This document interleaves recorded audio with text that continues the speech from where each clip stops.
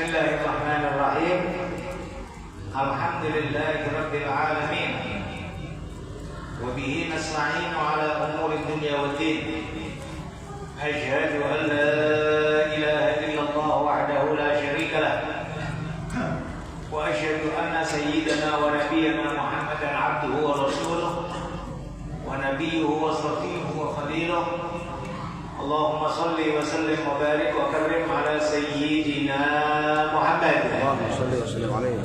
Al-Fatih lima ughliq wal khatim lima sabaq. Nasiril haqqi bil haqq wal hadi ila siratikal mustaqim. Wa ala alihi wa sahbihi haqqa qadrihi wa miqdarihi al-'azim.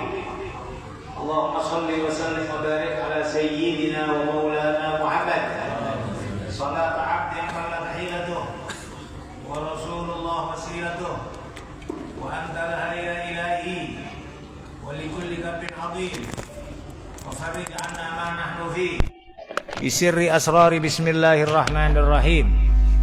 Amma ba'du, usikum wa iyaya bitaqwallahi ta'ala wa ta'atihi faqad fazal muttaqun. Qala Allah subhanahu wa ta'ala ya ayyuhalladzina amanu taqullaha haqqa tuqatih wa la tamutunna illa wa antum muslimun. Wa qala ta'ala wa may yattaqillaha yaj'al lahu makhraja wa yarzuqhu min haitsu la yahtasib wa man yatawakkal 'ala Allah fa huwa hasbuh. Innallaha balighu amrihi qad ja'ala Allahu likulli syai'in qadra. Shadaqallahul 'azim. Ma'asyiral hadirin wal hadirat yang terhormat pengurus PKM Masjid Nurul Iman, para tokoh masyarakat, bapak-bapak, ibu-ibu, semua yang hadir, saudara-saudara semua, rahimakumullah. Syukur alhamdulillah, alhamdulillah, alhamdulillah atas semua anugerah dan nikmat yang telah diberikan oleh Allah kepada kita semuanya, kepada keluarga kita, kepada famili kita, kepada sahabat kita, tetangga kita, dan semua alam semesta.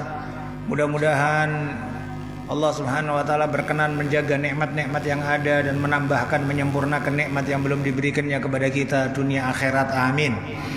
Amin, amin ya rabbal alamin.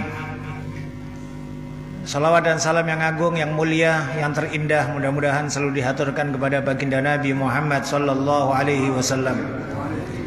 Meskipun secara jasmani tempat kita jauh dari baginda Nabi Muhammad sallallahu alaihi wasallam, tapi rohnya Nabi Muhammad menguasai alam semesta. Roh beliau adalah roh yang termulia, roh tersuci, roh terhebat. Ya. Kulir ruhu min amri rabbi. Maka setiap orang yang bersolawat kepada beliau pasti sampai kepada beliau. Setiap orang yang salam kepada beliau dimanapun mereka berada, baginda Nabi akan menjawab salamnya mereka. Rohnya Nabi tidak terbatas dengan satu tempat, satu keadaan, satu waktu dan lain sebagainya. Maka hal tersebut dipastikan oleh baginda Nabi Muhammad sallallahu alaihi wasallam. Tidak ada satu orang bersalam kepada aku, pasti Allah akan mengembalikan rohku untuk aku menjawab salamnya. Maka Nabi juga seakan-akan mengingatkan masalah roh. Meskipun jarak jauh dari Medan, dari Deli Serdang ke Madinah, tapi roh baginda Nabi Muhammad sallallahu alaihi wasallam bisa mengetahui umatnya di semua tempat, dan lebih-lebih lagi, lebih terkhusus, lebih teristimewa kepada orang-orang yang bersolawat dan salam kepada beliau. Mudah-mudahan Allah subhanahu wa ta'ala mendekatkan kita kepada beliau, zahir wa batin, jasmani rohani, terkhusus kelak nanti di hari kiamat, insyaallah. Amin ya rabbal alamin. Tak terlupakan kepada keluarga, sahabat, dan semua pengikutnya ila yaumil qiyamah. Hadirin hadirat rahimakumullah. Pada majelis sebelumnya kita telah membahas tafsir Ibn Katsir dari surat Al-Waqiah, dari awal-awal ayat-ayat surat Al-Waqiah, yang kita jelaskan juga tanda-tanda dan juga keadaan kejadian-kejadian hari kiamat yang itu pasti terjadi. Laisa liwaqatiha kadzibah. Bahkan ayat pertama saja sudah menunjukkan idza waqa'atil waqiah. Waqa'a itu jatuh. Waqa'ah jatuh. Bahasa Arab waqa'ah artinya jatuh. Kata jatuh itu berarti ada kepastian pasti ke bawah, dari atas ke bawah. Ya, daya tarik bumi menyedot segala sesuatu yang di atas. Kalau udah waqa'ah jatuh, itu mesti terjadi. Ya, udah waqa'ah pakai fi'il madhi pula, kepastian, pasti. Laisa liwaqatiha kadhibah, dan seterusnya dari keadaan-keadaan, ya, sampai disebutkan idza rujjatil ardu rajja wa bussatil jibalu bassa fakanat haba'an mumbassa. Salah satu bentuk nanti kejadian di hari kiamat adalah goncangan bumi yang sangat dahsyat. Gunung-gunung menjadi tak ubahnya semisal debu-debu beterbangan dan lain sebagainya dari yang disebut oleh Allah Subhanahu wa taala, dan juga banyak ayat-ayat Al-Qur'an menjelaskan yang lain dengan berbagai macam nama-nama kiamat. Disebut kiamat, disebut Al-Qari'atu mal-Qari'ah, disebut apa lagi? Al-Ghasyiyah. Hal ataka hadithul Ghasyiyah. Ya. Disebut juga At-Tammah dan lain-lain dari bahasa-bahasa Al-Qur'an tentang hari kiamat tersebut. Dan sudah kita jelaskan itu juga bagian dari rukun iman.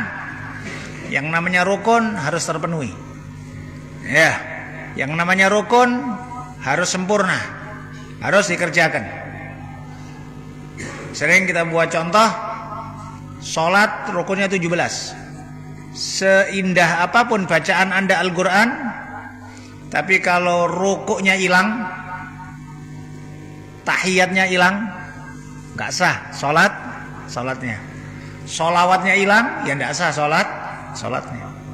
Takbiratul ihram salah, meskipun semua gerakannya bagus, tetap tidak sah. Semuanya harus dikerjakan. Rukun juga demikian. Di antara rukun iman, ya, adalah iman dengan hari akhir atau hari kiamat. Maka demikian juga kekuatan iman juga demikian. Kekuatan iman kepada Allah, kekuatan iman kepada malaikat, kekuatan iman kepada Rasul, kekuatan iman, ya, iman itu kan juga ada naik turunnya.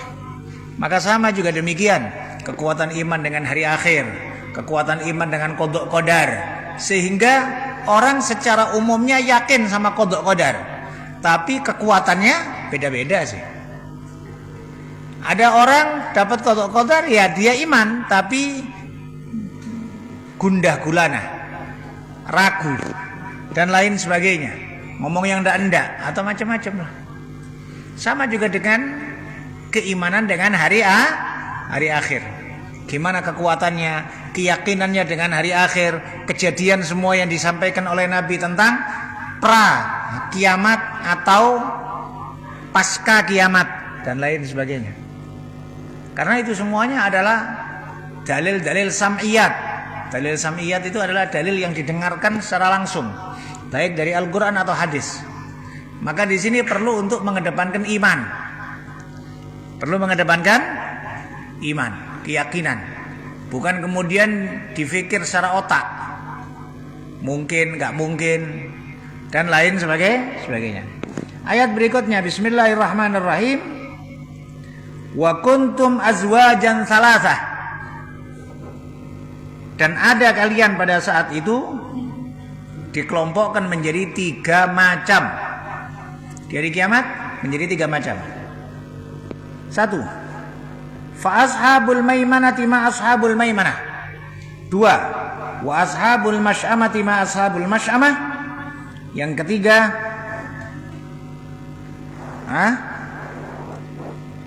was-sabiqun as-sabiqun ulaikal muqarrabun. Pertama, ashabul maimanah. Maimanah itu bisa diartikan, ini Al-Qur'an ini memang kalimatnya ringkas, artinya banyak. Bisa diartikan maimanah itu orang-orang yang menerima buku catatan dengan tangan kanan, arah kanan. Bisa diartikan membawa buku catatan tangan kanan atau diartikan arah kanan. Ada cerita Isra Mi'raj, Nabi jumpa sama Nabi Adam. Ya. Ditengok Nabi Adam kalau ngelihat sebelah kanan beliau riang, gembira, senang. Kalau melihat sebelah kiri beliau nangis. Maka isyarat bahwa yang masuk surga ke arah kanan, yang masuk neraka arah kiri. Nah, ada juga yang mengartikan menerima buku catatannya dengan tangan kanan dan tangan kiri. Ya, isyarat yang menerima buku catatan dengan kanan maka selamat, masuk surga. Yang menerima buku catatan dengan tangan kiri masuk neraka. Arti maimanah. Arti ketiga, maimanah itu juga bisa diartikan barokah, yumun, barokah. Artinya orang-orang berkah. Karena memang orang baik itu manfaat untuk dirinya sendiri dan manfaat untuk orang lain. Disadari atau tidak disadarin, orang berbuat baik itu manfaat untuk dirinya sendiri dan manfaat untuk orang lain. Zahir wa batin. Orang soleh itu barokah untuk dirinya sendiri, barokah untuk keluarganya, barokah untuk tetangganya, barokah untuk orang sekelilingnya. Orang soleh itu. Ya. Sampai disebutkan di dalam Al-Quran, Allah Subhanahu wa ta'ala tidak mengadab orang kafir itu sebab adanya orang-orang Islam, orang mukmin. Lau tazayyalu la'adzabna alladhina kafaru. Andaikan orang-orang mukmin menghindar dari orang kafir, aku azab orang kafir itu. Maka oleh sebab itu, zaman-zaman Nabi terdahulu, kenapa proses datangnya azab itu Nabi dan orang-orang mukmin yang iman diselamatkan dulu oleh Allah. Diselamatkan lebih dahulu.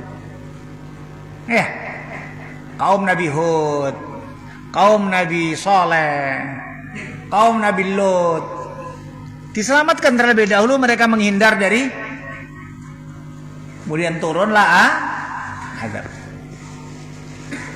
Maka oleh sebab itu di antara hikmah kenapa Nabi ketika Sulhul Hudaybiyah, perdamaian Hudaybiyah, kok selalu menerima poin-poin yang diminta sama orang kafir Quraisy, padahal secara zahirnya merugikan Islam. Semisal kalau ada orang Medina ke kota Mekah, nggak harus dibalikkan ke Medina. Tapi kalau ada orang Mekah ke Medina, maka harus dibalikkan ke kota Mekah. Kan berarti kan orang Muslim tertindas, saudara. Seakan-akan nggak punya kekuatan. Tapi pikiran Rasulullah, adanya orang-orang mukmin di kota Mekah itu adalah keamanan dari Allah Subhanahu wa ta'ala. Supaya di satu daerah tetap ada orang mukmin. Adapun keimanan mereka, Nabi mendoakan dan juga dipasrahkan kepada Allah Subhanahu wa ta'ala. Dan secara normal hukum biasanya orang minoritas itu mesti biasanya lebih kokoh, Pak. Lebih kokoh biasanya. Biasanya. Ya, saya tidak merendahkan yang mayoritas muslim di kampung ini, enggak. Tapi rasanya, Pak, dibanding dengan imannya orang Eropa umpamanya, muslim itu lebih kuat sana, Pak. Kenapa? Mereka minoritas. Biasanya yang minoritas itu lebih sungguh-sungguh di dalam beriman, ya, menjaga kekuatan imannya dan lain sebagainya. Nilai ngajaknya juga kuat. Ya, tapi coba kalau yang mayoritas, ya bahasa kasarnya, kau sholat nggak sholat terserah kau, gitu ya. Apa urusan sama aku, gitu. Kita masih rame kok, gitu kan ya. Seakan-akan melemah kekuatan dakwah, kekuatan amar ma'ruf nahi mungkar, kekuatan itu melemah. Berbeda dengan orang minoritas. Dan juga tadi kita sampaikan supaya di kota Mekah tetap ada orang mukmin. Tetap ada orang mukmin. Nah, tadi kita sampaikan Orang muslim, orang mukmin, apalagi orang soleh, itu adalah orang berkah. Orang berkah. Di antara arti dari maimanah. Kemudian wa ashabul masy'amati ma ashabul masy'amah. Masy'amah artinya kiri, menerima buku catatan amal dengan tangan kiri, atau mengarah di akhirat ke arah kiri, yaitu ke neraka. Ya. Atau juga diartikan masy'amah itu adalah celaka, bala. Artinya orang yang buruk, orang fasik, orang kafir, dia celaka dan mencelakakan orang lain. Dirinya sendiri celaka dan juga mencelakakan orang lain. Menjadi sebab bala untuk orang lain. Pastinya ada pengaruh. Ya. Karena kita manusia, Pak, orang interaksi, Pak. Pastinya ada bentuk pengaruh-pengaruh, apakah efek positif atau negatif. Zahir wa batin, jasmani rohani. Kita terpengaruh dengan cuaca. Ya, kita terpengaruh dengan makanan. Kita terpengaruh dengan minuman. Kita terpengaruh dengan obat. Kita terpengaruh, tubuh kita selalu ini jasmani, jasmani. Ada pengaruh. Makanan ada pengaruhnya, minuman ada pengaruhnya. Apakah itu positif atau negatif? Cuaca juga demikian. Cuaca agak ekstrim berpengaruh, demam, terlalu panas juga jadi sakit. Ya, sama juga demikian. Cuaca segar, pagi segar, bisa bikin kita nafas lebih lega, bisa macam-macam berpengaruh. Ini jasmani. Rohani juga demikian.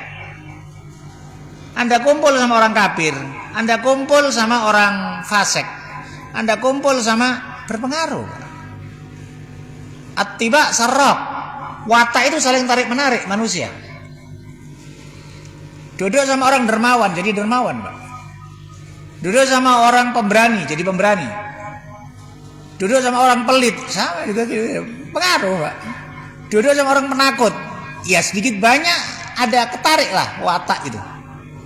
Maka oleh sebab itu di sini kita dianjurkan oleh agama untuk berhati-hati dengan kawan akrab. Berhati-hati.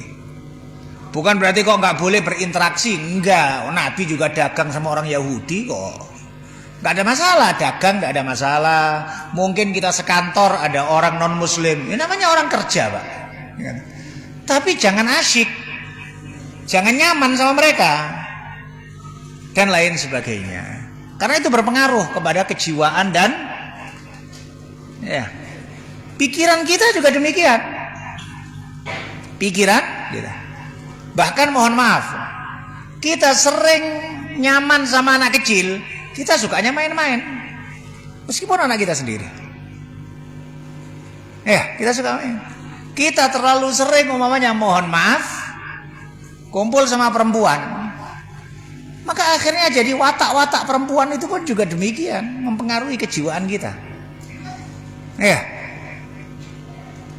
maka di sini Tuhan, dalam segala hal kita hati-hati untuk menaruh asyiknya hati kita. Hati-hati untuk meletakkan nyamannya perasaan kita. Maka usahakan nyamannya sama orang ahli ibadah, orang soleh, orang ahlul ilm, ulama. Anda duduk sama orang ahli politik, mesti pikiran Anda banyak urusan politik. Anda duduk sering sama orang kaya, maka pikiran Anda kepingin kaya. Tapi kalau duduk sama orang ahli ibadah, duduk sama orang ahli zikir, maka kita pun juga akan tertarik kepada keinginan untuk ahli ibadah. Nah, ini tadi kita sampaikan berkah untuk orang lain, bala untuk orang lain dari perbuatan person tersebut. Yang ketiga, was-sabiquna as-sabiqun. Sabik artinya yang mendahului orang lain. Maksudnya mendahului dalam kebaikan. Fastabiqul khairat. Berlomba-lombalah dalam kebaikan. Kalimat berlomba-lomba berarti kepingin di depan, kepingin lebih maju, kepingin lebih dekat, lebih semangat, dan lain sebagainya. Nah, ini hukum akhirat terbagi menjadi 3. Orang baik terbagi jadi 2, orang buruk tidak dibagi. Yang baik, ashabul maimanah, kanan tadi, atau menerima buku catatan amal kanan.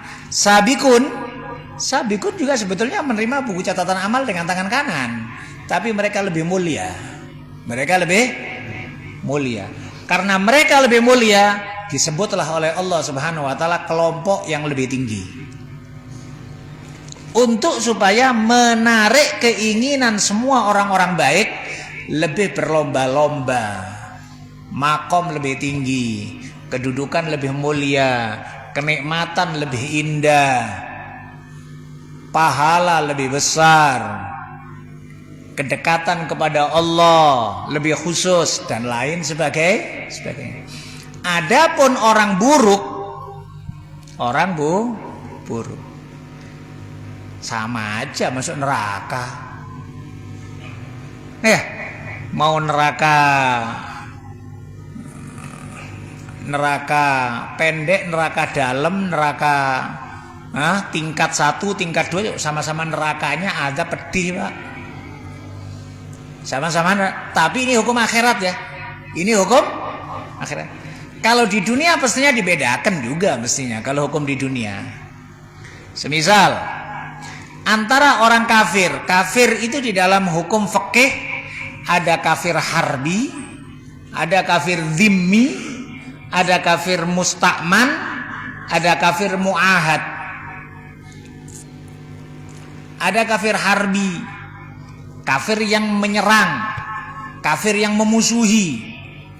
Perilaku kita kepada mereka berbeda dengan perilaku kita kepada kafir zimmi. Zimmi itu yang bayar pajak, taat sama pemerintah Islam, dilindungi oleh pemerintah, dan lain sebagainya. Berbeda, Pak. Kalau kafir harbi musuhan. Tapi kalau sama kafir dhimmi, musta'man, mu'ahad tidak musuhan. Mu'ahad itu ada gencatan senjata. Musta'man itu karena diamankan oleh person orang muslim. Maka seorang muslim punya hak untuk dia mengamankan siapa, umpamanya karena non muslim ini keluarganya, karena non muslim ini dulu ada jasa sama dia, diamankan. Tapi ada masa-masanya, itu yang paling ringan, karena tidak harus melalui kepada pemerintah yang sah. Yang melalui pemerintah adalah kafir dhimmi, sampai kepada batas Nabi bersabda, man adza dhimmiyan faqad adani. Orang yang menyakiti kafir dhimmi, maka dia menyakitin aku. Berbeda dengan orang kafir harbi, kafir yang nyerang, kafir yang memusuhi, kafir yang ngerusak, kafir yang mendolimin orang. Beda. Oleh sebab itu dalam Al-Quran Allah Subhanahu Wa Taala berfirman, la yanhakumullahu 'anil ladzina lam yuqatilukum fid din wa lam yukhrijukum min diyarikum an tabarruhum wa tuqsitu ilaihim innallaha yuhibbul muqsitin. Allah tidak melarang kepada kalian terhadap orang-orang yang tidak memusuhi kalian di dalam agama dan tidak mengeluarkan kalian, ngusir kalian dari rumah-rumah kalian. Antabarruhum wa tuqsitu ilaihim, kalian berbuat baik kepada mereka atau berbuat adil sama mereka. Innallaha yuhibbul muqsitin. Sesungguhnya Allah Subhanahu wa taala cinta sama orang-orang yang berbuat adil. Innama yanhaakumullahu 'anil ladzina yuqatilukum fid din. Wa akhrajukum min diyarikum an tawallawhum wa man yatawallahum fa innahu minhum. Sesungguhnya Allah melarang kalian terhadap orang-orang yang memusuhi kalian di dalam agama, mengeluarkan kalian dari kampung dan halaman rumah kalian. Antawalluhum, Allah melarang kalian mencintai mereka. Wa man yatawallahum fa innahu minhum. Barang siapa yang mencintai mereka, maka dia termasuk kelompoknya mereka. Dibedakan dalam hukum duniawi. Tapi dalam hukum akhirat, yang namanya kafir, kafir harbi, kafir dhimmi, kafir apapun gak iman sama Nabi Muhammad ya neraka, Pak. Hukum akhir. Hukum di dunia yang dibedakan. Bahkan di dalam Islam sendiri, dalam urusan hukum fikih, dibedakan antara orang yang ingkar dengan orang yang tidak ingkar. Ma'ruf, orang tidak sholat ditanya, kenapa tidak sholat? Males. Hukumnya tetap Islam, tetap Islam. Tapi ya dosa besar, tetap Islam tapinya. Tapi kalau ditanya, kenapa gak sholat? Walah, sholat gak wajib. Ingkar sama kewajiban sholat, gimana hukumnya? Murtad. Padahal sama-sama gak sholatnya. Terjadi perbedaan di dalam keyakinan. Ya, sama juga demikian. Orang bermaksiat juga kayak gitu, Pak. Mabuk, judi, zina. Orang melakukan itu, dia ditanya, kenapa kau melakukan? Gimana lagi ya, gak kuat aku nafsuku. Umpama ini dosa besar, dosa, tapi gak kafir. Tapi kalau dia menolak hukum haram, apa haram-haram, udah terserah awak, pakai diatur-atur pula, pakai hukum, nggak ada itu hukum-hukum haram-haram kan? Mengingkari haram. Jadi murtad seseorang mengingkari hukum, Pak. Ini dalam kefasikan sendiri terjadi perbedaan. Di dalam kekafiran juga demikian terjadi perbedaan. Tapi perbedaan itu hanya di dunia. Hukum hukum akhirat sama aja, Pak.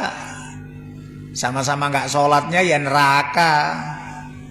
Ya, Nabi bersabda, man tarokas sholata muta'ammidan faqad kafara jiharon. Siapa yang meninggalkan sholat terang-terangan, maka dia kafir dengan nyata, terang-terangan, dengan sengaja. Meninggalkan sholat dengan sengaja, maka dia sesungguhnya kafir terang-terangan. Dalam hadis yang lain, man tarokas sholat kutibasmuhu ala babi jahannam, fulan bin fulan la budda min dukhulin nar. Barang siapa yang meninggalkan sholat, maka ditulis namanya di pintu neraka, fulan bin fulan harus masuk ke dalam api neraka. Siapa yang bisa ngapus tulisan itu kalau bukan Allah Subhanahu wa ta'ala? Udah ditulis, siapa yang bisa ngapus kalau bukan sungguh-sungguh tobat Allah yang ngapus.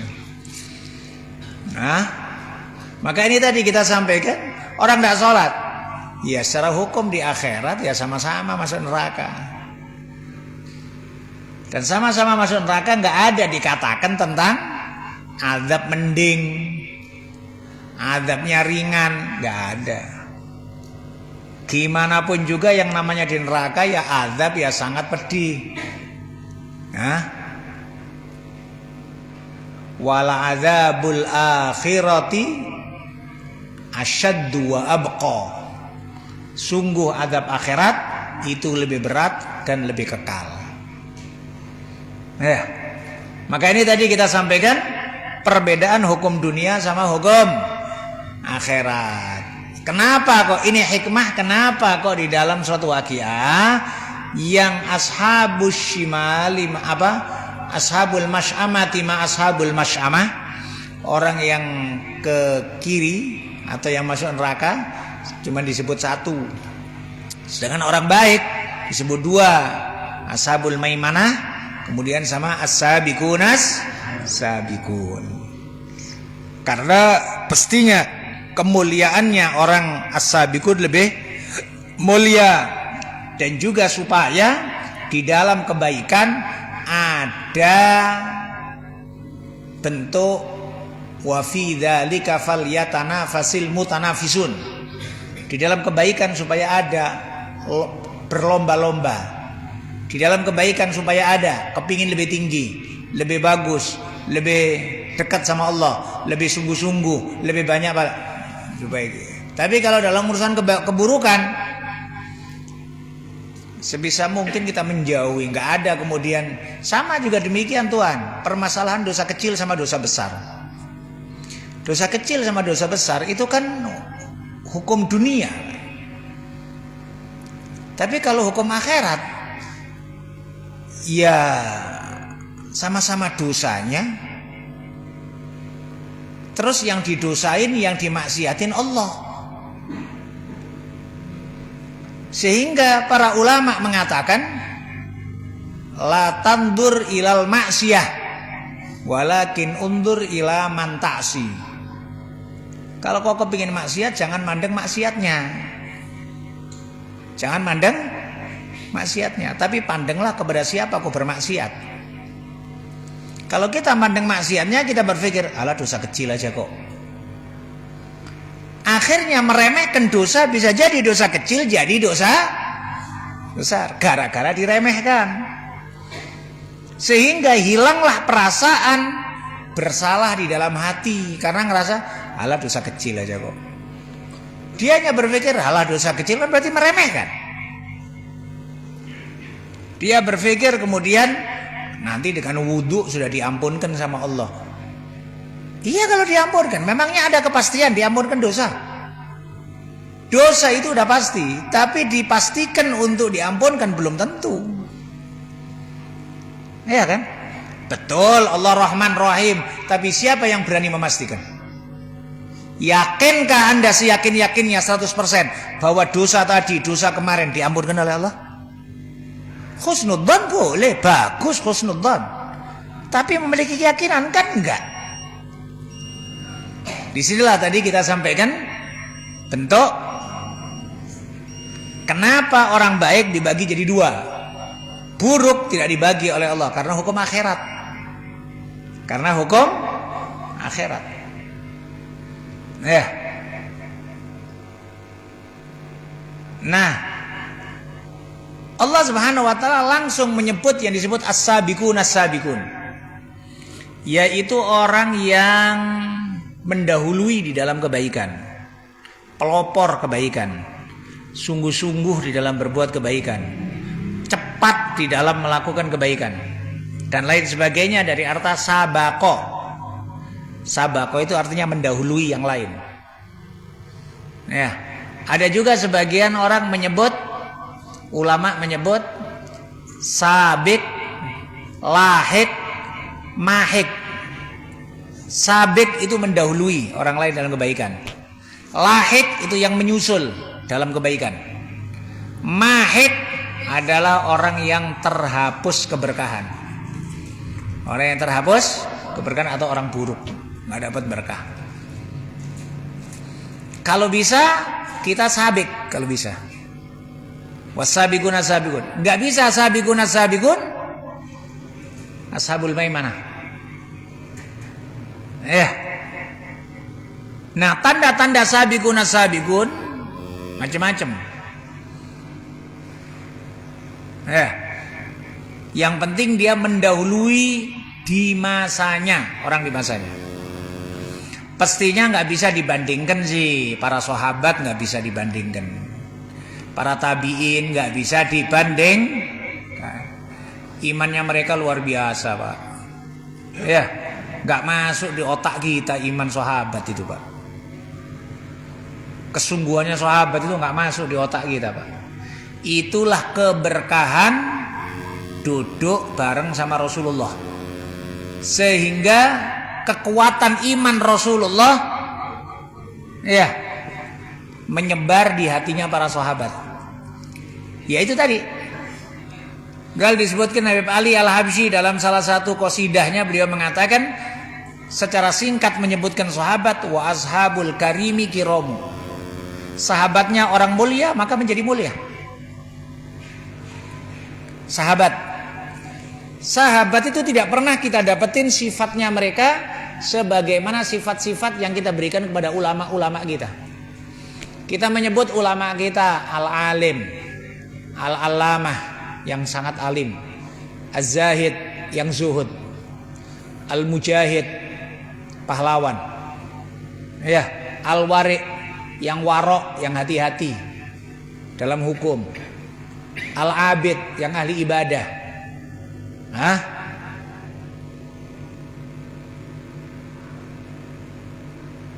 al-karim yang dermawan. Banyak segala macam kita sebut ulama-ulama kita dengan embel-embel sebutan baik, sifat baik. Tapi nggak pernah kita dapetin sahabat ada kata al-alim Abu Bakar As-Siddiq, nggak ada. Nggak pernah kita dapetin umpamanya az-zahid Umar bin Khattab, yang zuhud Umar bin Khattab. Gak pernah kita dapetin.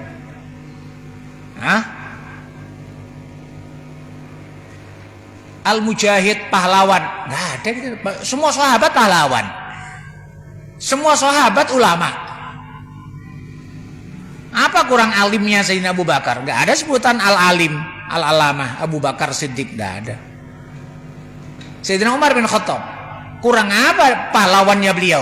Nggak pernah disebut beliau al-mujahid Abu Umar bin Khattab, nggak ada. Kenapa? Sebab karena semua sahabat sudah tidak memerlukan sifat-sifat baik lagi setelah disebut sahabat Nabi. Udah jadi sahabat Nabi, untuk apa sifat-sifat yang lain? Dalam artian, ya sifat itu ada dalam diri mereka, tapi pujian tertinggi mereka adalah karena mereka sahabat Nabi. Dah. Jadi sahabat Nabi itu sudah top, sudah jadi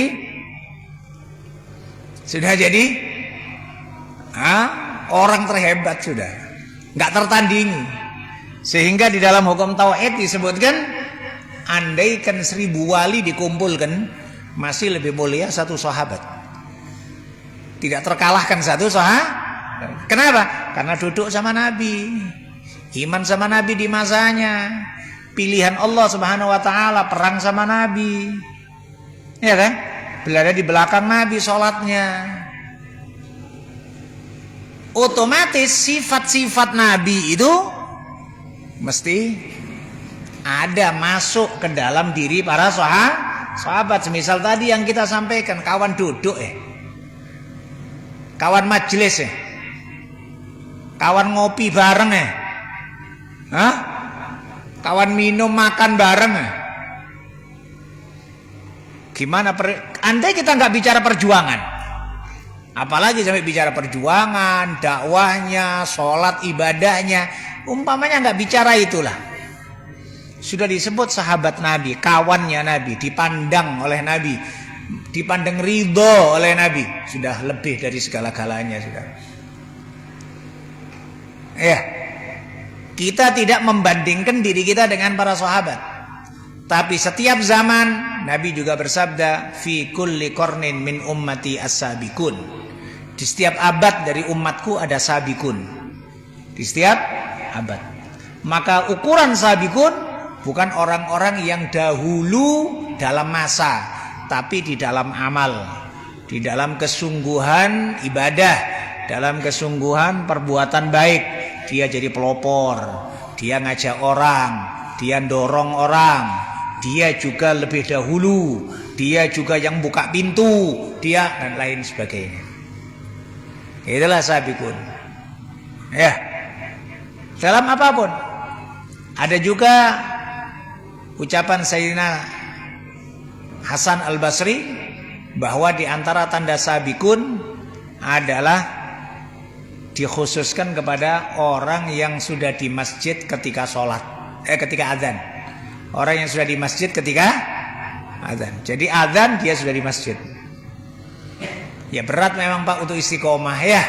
berat untuk istiqomah. Memang amal itu istiqomahnya yang berat. Kalau sekali aja sih insya Allah bisa, ya kan ya.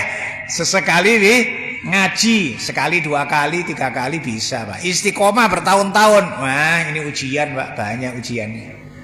Sholat jamaah, ya sesekali bisa, Pak. Istiqomah terusan setiap hari, nah ini yang berat ini, Pak. Istiqomah ini yang baca wirid, baca zikir, sesekali bisa, Pak. Istiqomah setiap hari, Pak. Baca ratib setiap hari, baca yasin setiap hari, baca waqiah, ini yang berat. Karenanya al-istiqomatu khairun min alfi karomah. Istiqomah itu lebih baik daripada 1000 keramat. Mudah-mudahan kita semuanya insya Allah diberi oleh Allah Subhanahu wa taala kekuatan istiqomah, kekuatan hidayah dan taufik.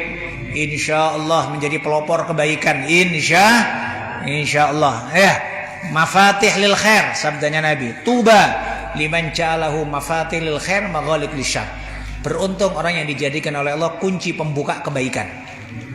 Kunci pembuka kebaikan sehingga menjadikan orang lain semangat. Ya, dan itu juga sifatnya para aulia sholihin. Nabi ditanya, siapa para aulia, para wali-wali? Ada ayat Quran, ala inna aulia Allah la khaufun alaihim wa lahum yahzanun. Dalam Al-Quran ada kata aulia Allah, para wali-wali Allah. Nabi ditanya, siapa wali-wali Allah? Nabi bersabda, alladzina idza ru'u dzukirallah. Orang-orang ketika dipandang maka mengingatkan kita kepada Allah. Artinya bukan omongannya saja, bukan perbuatannya saja, nengok wajahnya saja kita ingat Allah. Sehingga kadang-kadang kita nengok ulama, subhanallah, la ilaha illallah, gitu. Senengnya hati langsung kadang sholawat, Allahumma sholli ala sayyidina Muhammad. Ingat sama dari itu tadi apa? Karena dirinya sudah sering zikir, banyak zikir, banyak sholawat, sehingga auranya itu nyebar ke orang lain. Ya, itu tadi kita sampaikan bentuk salah satu tanda para aulia Allah. Ibn Athaillah As-Sakandari di dalam hikamnya mengatakan, la tashab illa man yunhiduka haluh au yadulluka 'alallahi maqaluh. Jangan kau akrab-akrab berkawan kecuali bersama orang yang keadaannya membuat kau semangat menuju kepada Allah atau ucapannya menunjukkan engkau kepada jalan Allah. Nah, itu aja yang kau akrabin. Yang lain gak usah. Yang lain itu ujian dari Allah Subhanahu wa ta'ala. Ujian, punya kawan sekantor gak sholat, ujian, Mbak. Jangan asyik pula sama dia. Iya, kau berkawan di kampus sama orang non muslim, ujian dari Allah. Ya, tapi jangan pula kemudian ngopi bareng sama dia, ke kafe bareng sama dia, ya. Akhirnya asyik pula sama dia, akhirnya naudzubillah min dzalik. Mudah-mudahan diberkahi oleh Allah Subhanahu wa taala. Al-Fatihah. Bismillahirrahmanirrahim. Alhamdulillahirabbil alamin. Iyyaka na'budu wa iyyaka nasta'in. Shiratal mustaqim.